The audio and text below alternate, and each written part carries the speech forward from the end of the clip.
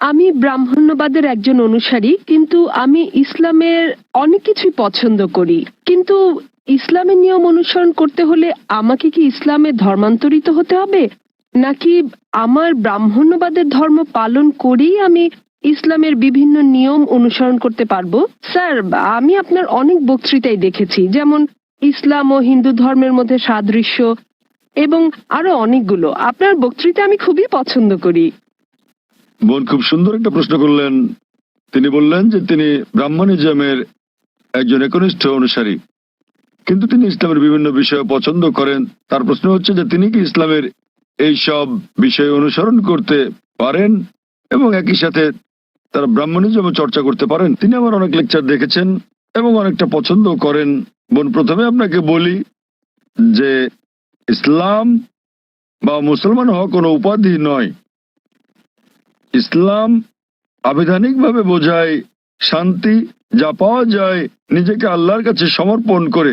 তাই যে কোনো মানুষ যদি সে তার ইচ্ছা অনিচ্ছাকে আল্লাহর কাছে সমর্পণ করে তাহলে সে একজন মুসলিম। শুধুমাত্র মোহাম্মদ, জাকির, আব্দুল্লাহ, সুলতান, শাকির নাম হলে মুসলমান হওয়া যায় না, বা ফাতিমা, আয়েশা, এইসব নামগুলো আপনাকে মুসলিম বানাবে না। মুসলমান মানে যে তার ইচ্ছা অনিচ্ছাকে আল্লাহর কাছে সমর্পণ করে। তো প্রথমেই খুঁজে বের করতে হবে আপনাকে মহান আল্লাহর আদেশ কি। বোন বলেছেন যে তিনি ব্রাহ্মণিজমের একজন একনিষ্ঠ অনুসারী এবং তিনি ইসলামেরও বিভিন্ন বিষয় পছন্দ করেন। আর তিনি আমার অনেক বক্তৃতা দেখেছেন যার মধ্যে ইসলাম ও হিন্দুইজমের সাদৃশ্য আছে। যদি এটা দেখে থাকেন তাহলে উত্তর দেওয়াটা আমার জন্য সহজ হবে, আপনার পক্ষে বোঝাটাও সুবিধা হবে। আপনি যদি দেখে থাকেন আমার হিন্দুইজম ইসলামের সাদৃশ্য নিয়ে বক্তৃতা, যেটা আমি বোধহয় প্রথম শান্তি সম্মেলন চেন্নাই দিয়েছিলাম, ইসলাম ও হিন্দু ধর্মের মধ্যে সাদৃশ্য। বোন, আপনি যদি ভেবে দেখেন, এমনকি যদি হিন্দু ধর্মের বইগুলোও পড়ে থাকেন, হিন্দু ধর্মগ্রন্থগুলো বলে যে নিজের ইচ্ছাকে ঈশ্বরের কাছে সমর্পণ করবেন। কিন্তু আমি যেটা বললাম যে সময়ের সাথে সাথে পূর্বের সকল ধর্মগ্রন্থ আগের মতো অবিকৃত অবস্থায় নেই। সেগুলো বিকৃতি এসেছে, জালিয়াতি হয়েছে, দুর্নীতি ঘটেছে। বেশিরভাগ পণ্ডিতগণই এই ধর্মগুলোর বিষয়ে, হোক সেটা হিন্দুইজম অথবা হোক খ্রিস্টানিজম অথবা ইহুদি ধর্ম, তারা একমত যে তাদের ধর্মগ্রন্থগুলো অবিকৃত রূপে সংরক্ষিত নেই। আর আপনি যদি আমার বক্তৃতা শুনে থাকেন, আমি শুরুতে যা বলেছিলাম, মহাভারত একটা গল্প যা অর্জুনের পিতামহ কর্তৃক বর্ণিত। এতে আছে ৮,০০০ শ্লোক। এরপর সময়ের সাথে সাথে পরিবর্তিত হতে হতে এতে চলে এলো ২৪,০০০ শ্লোক। এখন এর মধ্যে আছে ১ লক্ষের বেশি শ্লোক। এটি কার কথা? মহাভারতের পণ্ডিতগণের। তো সময়ের সাথে সাথে সেগুলোতে হস্তক্ষেপ হয়েছে, তথ্য বিকৃতি ঘটেছে, কিন্তু তা সত্ত্বেও এরকম পরিবর্তনের পরও সবগুলো ধর্মগ্রন্থেই সর্বশক্তিমান ঈশ্বরের বাণী অবশিষ্ট রয়েছে। এবং আপনি যদি আমার বক্তৃতা শুনে থাকেন, সকল ধর্মের মূল কথা হচ্ছে সর্বশক্তিমান ঈশ্বর একজনই। তার কোনো মূর্তি নেই, তার কোনো ছবি নেই।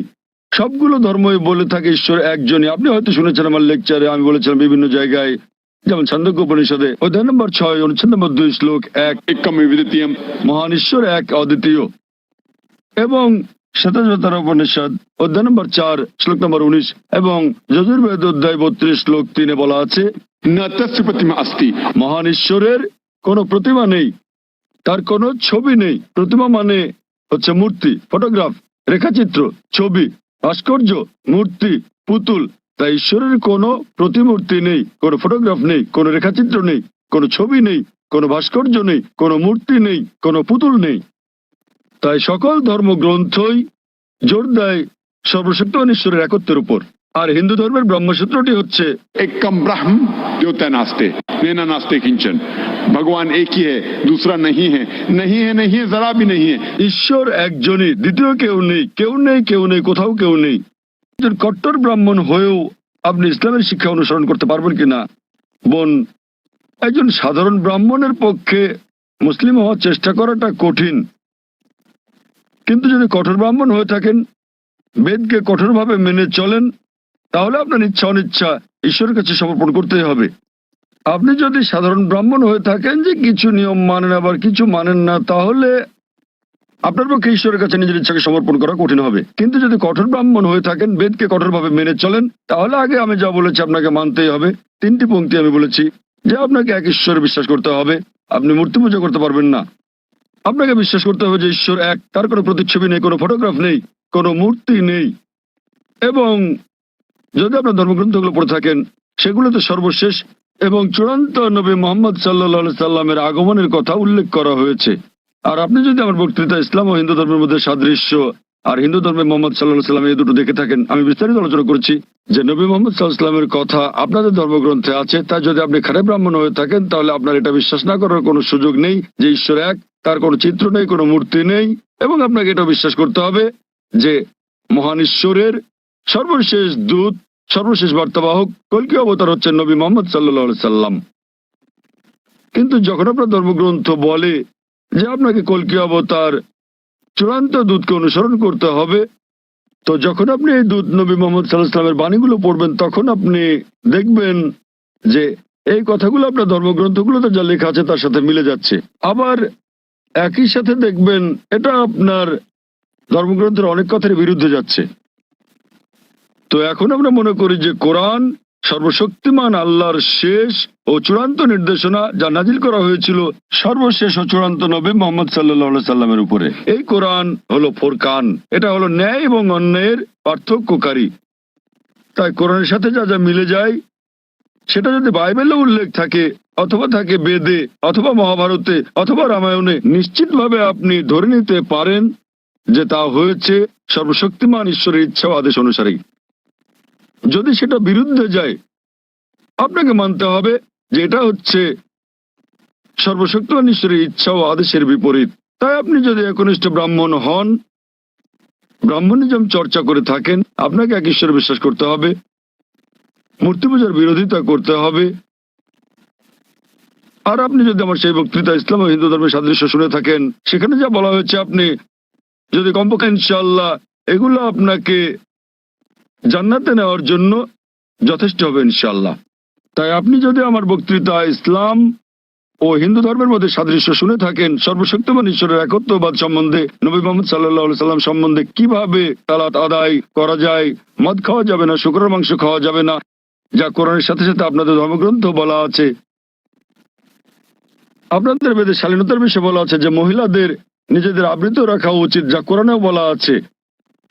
তাই আমার সেই বক্তৃতায় যা যা আমি বলেছি, আরো অনেক বিষয় আছে, কিন্তু আপনি যদি শুধু এই বিষয়গুলো ভালোভাবে অনুসরণ করেন বোন, ইনশাল্লাহ ইনশাল্লাহ এগুলো আপনাকে এই পরীক্ষায় পাশ করিয়ে দেওয়ার জন্য যথেষ্ট। আপনি চাইলে আরো অনেক কিছু অনুসরণ করতে পারেন, কিন্তু কমপক্ষে এই বিষয়গুলো, এই প্রধান বিষয়গুলো যা আমি উল্লেখ করেছি, কিন্তু আপনার ধর্মগ্রন্থে যা বিতর্কিত, আপনার তা অনুসরণ করা উচিত নয়। কারণ আপনাদের পণ্ডিতগণই বলেন যে এটা সময়ের আবর্তনে পরিবর্তিত হয়ে গেছে। আমাদের বুঝতে হবে যে এই বিষয়গুলো হচ্ছে তথ্য বিকৃতি, হস্তক্ষেপিত, সত্যের অতিরঞ্জন। তাই মিলগুলো শুধু অনুসরণ করেন, ইনশাল্লাহ ইনশাল্লাহ আপনি একজন ভালো ব্রাহ্মণ হতে পারবেন। আপনি নিজ ধর্মগ্রন্থের অনুশাসন মেনে চলেন, যা ফুরকান এবং কোরআনের সাথে মিলে যায়, এবং ইনশাল্লাহ একজন নিয়মনিষ্ঠ মুসলমানও হতে পারেন। তো আশা করি ইনশাল্লাহ যে সর্বশক্তিমান আল্লাহ আপনাকে হৃদায়ত দান করুন। বোন, আপনি কি বিশ্বাস করেন ইসলাম ও হিন্দু ধর্মের সাদৃশ্য নিয়ে আমি আলোচনায় যে কথাগুলো বলেছিলাম? হ্যাঁ স্যার, পুরোপুরি। বোন, আমার লেকচারের কথাগুলোর সঙ্গে আপনি একমত? জি স্যার।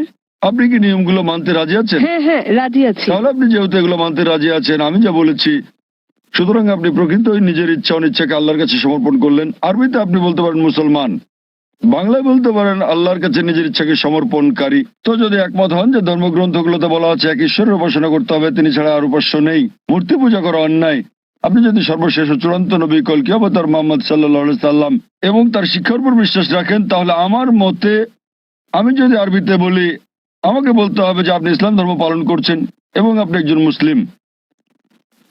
বোন, আপনি কি একমত আছেন? জি স্যার, একমত। তাহলে আপনি কি জনসমক্ষে বলতে পারবেন যে আরবি নিয়মে আপনি একজন মুসলিম? বোন, আপনি কি আরবি নিয়মে ঘোষণা দিতে পারবেন এটা? যেহেতু আপনি মেনে নিয়েছেন একজন ঈশ্বর এবং নবী মোহাম্মদ সাল্লাল্লাহু আলাইহি সাল্লাম সর্বশেষ চূড়ান্ত নবী, তা আপনি কি ঘোষণা দিতে পারবেন যে আপনি একজন মুসলিম? আমি বলছি না যে আমি একজন মুসলিম, যদিও আপনি যা বলেছেন আমি তার সাথে একমত। এখন আপনি যদি মেনে নেন যে ঈশ্বর একজন এবং তার হ্যাঁ। কোনো মূর্তি বা ছবি নেই এবং একমাত্র তারই উপাসনা করতে হবে, আর আপনি যদি মেনে নেন যে নবী মোহাম্মদ সাল্লাল্লাহু সাল্লাম আল্লাহ প্রেরিত দূত, এই দুটোই যথেষ্ট আপনাকে ইসলাম ধর্মের জগতে নিয়ে আসার জন্য। আপনি পাশ করেছেন। অন্যান্য বিষয়গুলো পরে আসবে। তো আপনি যদি মানেন ঈশ্বর এক, তার কোনো প্রতিচ্ছবি নেই, আপনি যদি মূর্তি পূজা করতে অস্বীকার করেন এবং আপনি মানেন যে নবী মোহাম্মদ সাল্লাল্লাহু আলাইহি ওয়াসাল্লাম শেষ ও চূড়ান্ত নবী, তাহলে আপনি এই জগতে প্রবেশ করতে পারবেন ইনশাআল্লাহ, অথবা সঠিকভাবে বলতে গেলে এই জীবন দর্শনে। এবং ইনশাআল্লাহ এভাবে চর্চা চালিয়ে গেলে আপনি কি এই জীবন ধারায় আসতে চান বোন? ঈশ্বর চাইলে হ্যাঁ, এই তো ইনশাআল্লাহ, মাশাআল্লাহ। তো বোন, আমি আবারও আপনাকে জিজ্ঞেস করতে চাই আনুষ্ঠানিকভাবে, বোন আপনি কি বিশ্বাস করেন যে এক ঈশ্বর? হ্যাঁ করি। বিশ্বাস করেন যে সর্বশক্তিমান ঈশ্বর ছাড়া আর কারো উপাসনা করা উচিত নয়? হ্যাঁ হ্যাঁ। আপনি কি একমত যে মূর্তি পূজা ঠিক নয়? পুরোপুরি না হলেও কিছুটা একমত। না, দেখলেন তো, পুরোপুরি না কিছুটা, এটাই বলতে পারছেন না। আপনি এটা বলতে পারেন না যে কেকটা খেতে চাই পেতে চাই, মূর্তি পূজা করা সঠিক নয় নতুবা সঠিক। এর মানে ঈশ্বরের কাছে প্রার্থনার জন্য আপনার মূর্তি পূজার সাহায্য নিতে হবে না, কোনো মূর্তি পূজা করতে হবে না। আপনি কি মানেন যে ঈশ্বরের কোনো প্রতিরূপ নেই? হ্যাঁ আচ্ছা, আপনি মানেন, এর মানে আপনি বলছেন ঈশ্বরের কোনো প্রতিমূর্তি নেই? হ্যাঁ। ঠিক আছে। আপনি কি মানেন যে নবী মোহাম্মদ সাল্লাল্লাহু আলাইহি ওয়াসাল্লাম সর্বশেষ চূড়ান্ত নবী? আমি আসলে এইটুকু পর্যন্ত ভালো করে জানি না, কিন্তু অন্যগুলো আপনি যা বলেছেন আমি মানছি, কিন্তু আমি আসলেই সর্বশেষ বিষয়গুলো জানি না। আপনি কি মানেন যে তিনি আল্লাহ প্রেরিত দূত? হ্যাঁ মানি। আপনি মানেন তিনি আল্লাহর দূত? হ্যাঁ। চমৎকার, চর্চাটাই আসল। একজন নির্ভেজাল মুসলিম হওয়া সহজ কথা নয়, আমরাও চেষ্টা করছি। তো বোন, আমি যদি বলি আপনি কি আমার সাথে কালিমায়ে শাহাদা পাঠ করবেন? আপনি কি শাহাদাত পাঠ করবেন, যা আসলে আরবিতে একটা ঘোষণা, ওই একই কথা যা আমি বলেছি যে আল্লাহ ছাড়া কোনো প্রভু নেই আর নবী মোহাম্মদ সাল্লাল্লাহু আলাইহি ওয়াসাল্লাম তার দূত? আরবিতে এটা বলতে চান? হ্যাঁ স্যার বেশ, অবশ্যই। আমি আরবিতে বলবো, আপনি আমার সাথে সাথে বলবেন, আর পরে এটার অনুবাদও বলবো। ঠিক আছে।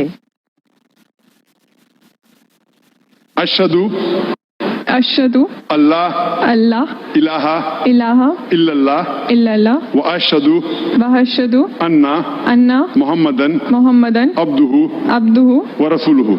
व रसूलुहु। আমি সাক্ষ্য দিচ্ছি, আমি সাক্ষ্য দিচ্ছি আমি সাক্ষ্য দিচ্ছি যে যে কোনো উপাস্য নেই কোনো উপাস্য নেই আল্লাহ ছাড়া, আল্লাহ ছাড়া, আর আমি সাক্ষ্য দিচ্ছি আর আমি সাক্ষ্য দিচ্ছি যে নবী মোহাম্মদ সাল্লাল্লাহু আলাইহি যে ওয়াসাল্লাম নবী মোহাম্মদ সাল্লাল্লাহু আলাইহি সাল্লাম হলেন আল্লাহর আল্লাহর বান্দা এবং রাসূল।